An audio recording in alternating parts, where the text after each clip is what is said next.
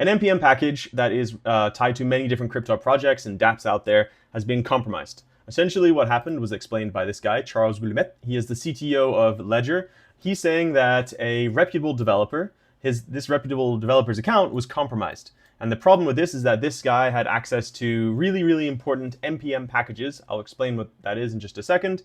And key here is that these malicious packages have been downloaded over 1 billion times. This is a big deal.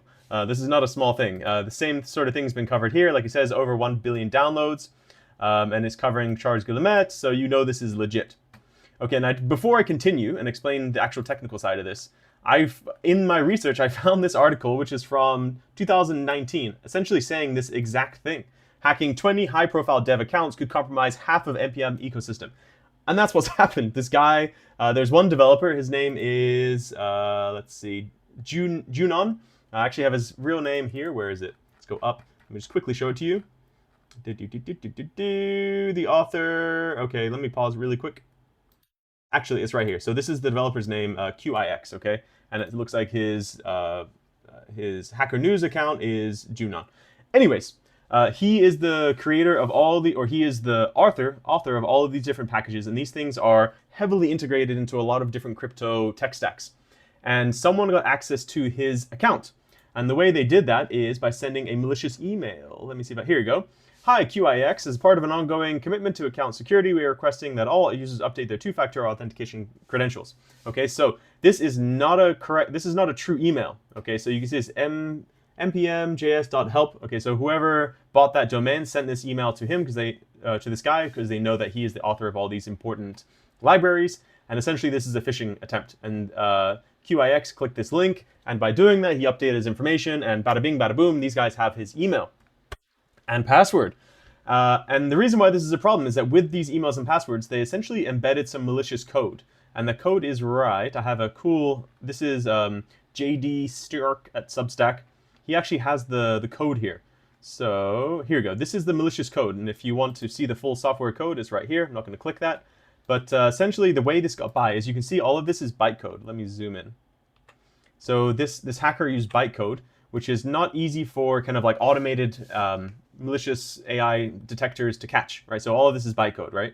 What this is going to do is it's going to, when you go to a website, it's going to look, okay, are you signing a transaction? Yes, okay. And then it's going to look for the wallet address you're sending to, and it will essentially replace with the hacker's wallet address. Something that's kind of interesting about this hack is that he has the list of the addresses here. And so what this malicious code does is it tries to find the correct address that is as close to the one that you're actually going to send it to as possible. So for example, if the one you're sending to starts with 18CPY, then it will then use this address, which is his. And this is for, see, these are Bitcoin wallet addresses, Bitcoin wallet addresses. This is Ethereum. One thing I wanted to do is I wanted to search one of these addresses and see. So this is the hacker's wallet address. Let me pause and I'll open Etherscan and we'll take a look.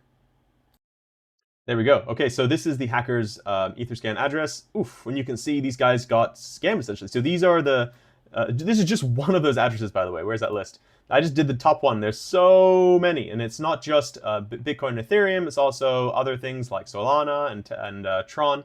This is the first one I can see. 9 hours ago, 7 hours ago, 6 hours ago. These guys are the actual ones. These are the recipients of this hack, right? So they lost their money. You can see in this wallet it is $500 worth of ETH. You know, it's going to be more over time because, like I said, this was downloaded 1 billion times.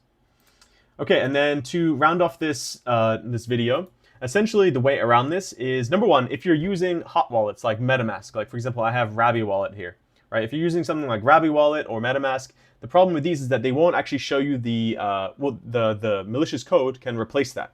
So RabbyWallet is built on NPM. NPM is Node Package Manager, and so essentially what that is a library of different like components that developers use to build things. And so MetaMask, RabbyWallet, Ledger app, all of these things use NPM, and they're probably using these different libraries, which again, these are all compromised. And so the problem is when you use something like MetaMask and RabbyWallet, they're actually using these things here. And so even in these, it may tell you that it's sending to the correct place, but it's not. So how do we avoid this? Well, you can use a thing called clear signing. This is I think it's the actual CTO that we just talked about. Signing inside Ledger Live. and then clear signing outside of Ledger Live, because that's like a whole other adventure in terms of, you know, the different steps that, you know, whether it be dApps or software wallets also will need to, you know, partake in that journey in order to make sure that clear signing becomes a standard. Okay, like you said, clear signing becomes a standard. And what that means is, this is, when you open MetaMask, oftentimes it'll have a message associated with it, and it will look like this, right? So message hash. And it's just like a big long string of random information. And what that actually is, it contains the transaction information. Like, for example, that is what contract is it interacting with, how much is it sending, what the fees, etc. And so essentially, the way around this is okay. Number one, to avoid this hack right now, don't send any transactions with MetaMask, RabbyWallet, any sort of application, because they may be using malicious code. I assume they're going to patch it as quickly as possible, but for right now, don't make any transactions. If you really need to do a transaction, you can use a hard wallet, because a hard wallet will have this clear signing capability. Specifically, Ledger will tell you exactly what it is. And so you sign the transaction, you take a look at this information, and if you see it sending to some random wallet, then don't do that transaction. All right, I hope that video was helpful for you. If there's any more information on this in the future, I will make a second part 2 to this video. If not, thank you for watching. Please like and subscribe and give me a high five. Stay safe. Bye-bye.